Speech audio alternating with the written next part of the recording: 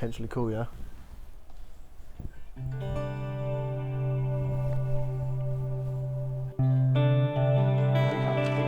Oh, big boy!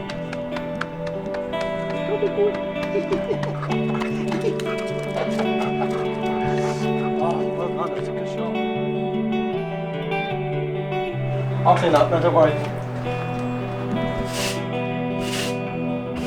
Oh yeah, shall I avoid swearing? Bit of a party mouth. I think it's pretty cool to swear. That bird, shut the fuck up. Selfish.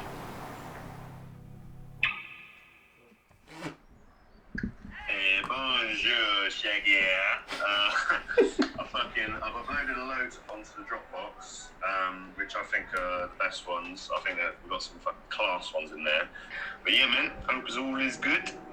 What a guy. Isn't he just a nice... Do you want to explain what that is? Because otherwise... Basically, I'm starting an OnlyFans, and that's my... It's the cover of the single. And I need to do it today. I look fucking miserable. That is pretty sick. Is it sick or am I like getting... I need your opinion, I know you're filming me. Sorry, Harry's actually filming me while I'm doing this, it's really annoying.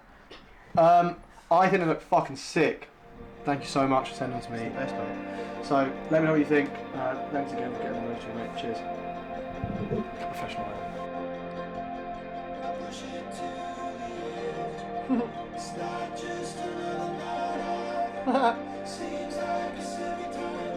Why does it sound like the first time you've heard it? I haven't listened to it like that.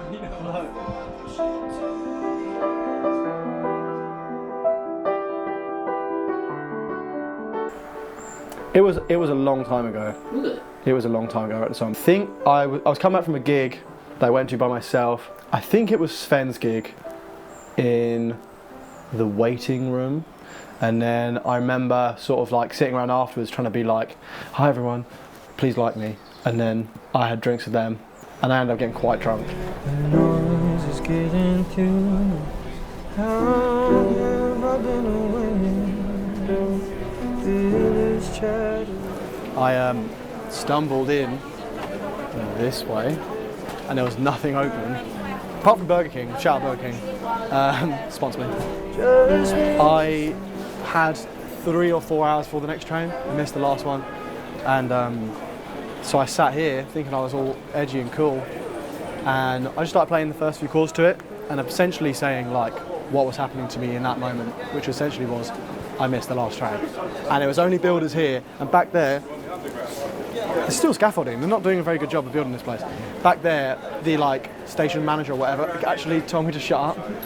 He was like, all right mate, pack it in now. And I was just like, oh, fair enough, all right. It's not just another night out. So, the Edge is about me kind of being in like a really shitty loop or cycle of like going out, pushing myself to go out because I needed to for like my job and for music. And then, sorry, there's a sausage dog and I have ADHD. I could not talk about that then. I pushed it too far and essentially it meant that I would miss trains and be late for work and that's how I ended up sitting here.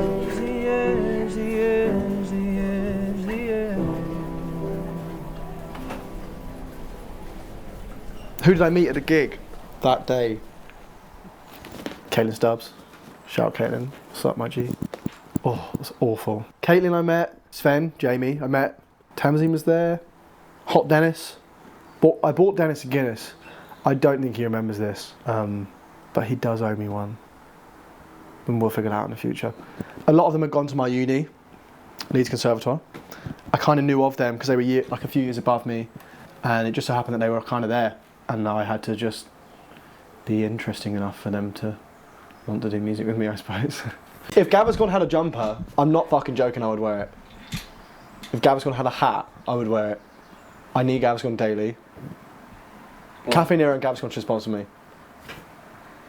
You know, I don't need Fender. I don't need Gibson. I do. I really do. Do you know, all this talk about Gaviscon is getting me going. Gaviscon.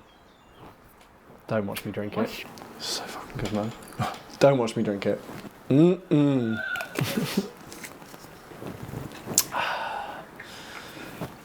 I knew I wanted to go with live drums, I wanted to go with a full band sound, and that was a bit intimidating. It's like, it's easier to play it safe and have like an acoustic song, and yeah, I don't know, if it fails then I suppose people can be like, oh shit, like, don't worry, you've got more. But once you go for it properly and put fucking synths in it and all sorts, then it's just kind of, this is like me trying to push it to my best version, and Duncan definitely helped that, to be fair. Without him it probably would sound pretty naff. I had a session with Duncan Brookfield. I think I was like, yeah, I was super drunk the other night and I have a voice note.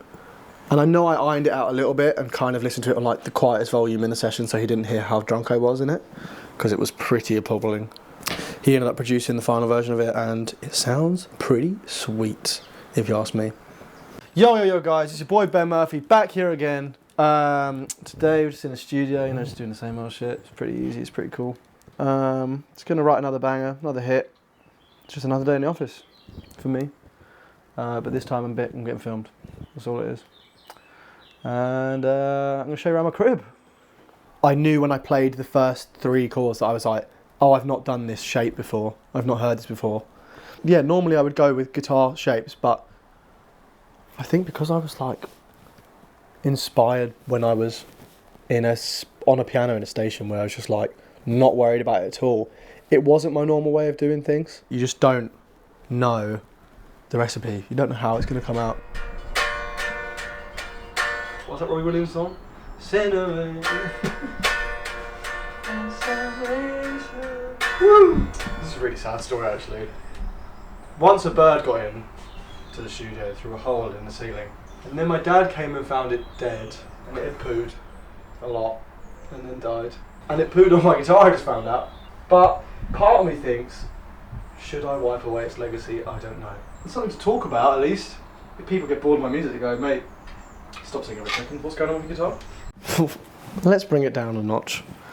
The lyrics, I think chorus is pretty self-explanatory, to be honest.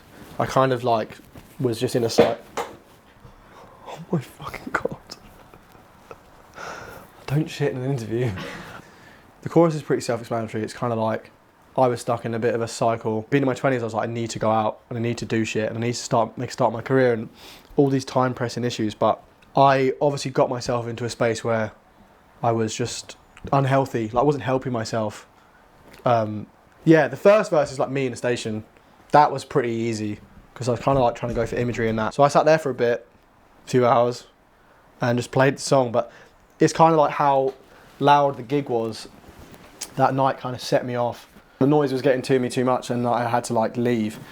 And then it ended up being like 5 in the morning. I was just still like, what the fuck am I doing?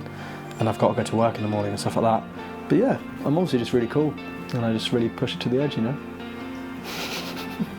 At that week or that month, I was literally just going out to gigs by myself, and I think it was me kind of dealing with the fact that in order to speak to people I didn't know, I had to have a drink.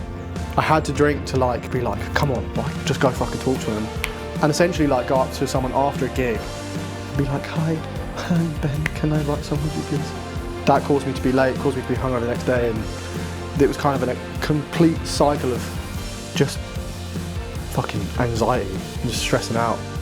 And then once I got into the groove of things, I just took it way too far. And I got to the edge. That was it.